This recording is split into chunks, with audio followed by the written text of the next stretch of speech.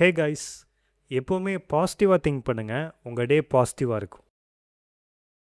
இந்த வீடியோவில் swap logic பார்க்கலாம். சிம்பிள் லாஜிக் தான், பட் இந்த லாஜிக் பார்த்தீங்கன்னா உங்களுக்கு ஃப்ரீக்வெண்ட்டாக தேவைப்படும். ஸோ இதை கிளியராக வாட்ச் பண்ணுங்கள். என்ன பண்ணோன்னா, for example A equal to 5, B equal to 6 இருக்குன்னா, நீங்கள் இந்த ரெண்டு வேல்யூமே ஸ்வாப் பண்ணணும். ஸோ எப்படி ஆகணும்னா, ஏவோட வேல்யூ 6ஆக அசைன் ஆகணும், பியோட வேல்யூ 5ஆக அசைன் ஆகணும். ரெண்டுமே வந்து ஸ்வாப் ஆகணும்.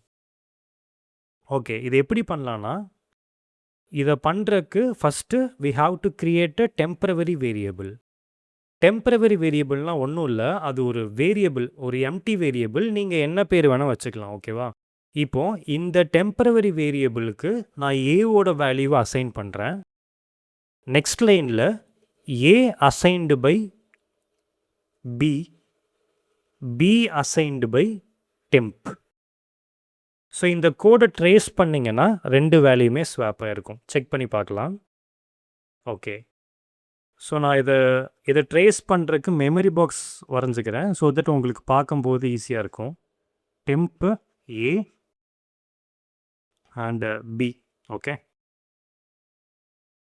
ஸோ ஃபஸ்ட் லைனில் என்ன ஆகுது, ஏவோட வேல்யூ டெம்புக்கு அசைன் ஆகுது. தட் இஸ் 5 வந்து டெம்புக்கு அசைன் ஆகுது. So temp will be 5.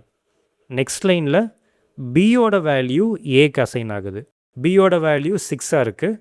So A will be assigned by 6. Next லைனில் அகெயின் டெம்போட வேல்யூ பிக்கு அசைன் பண்ணுறோம். டெம்போட வேல்யூ என்னவா இருக்குது, டெம்போட value 5. So B will be assigned as 5. இப்போ பாருங்கள், பியோட வேல்யூ 5ஆக சேஞ்ச் ஆயிடுச்சு, ஏவோட வேல்யூ 6ஆக சேஞ்ச் ஆயிடுச்சு.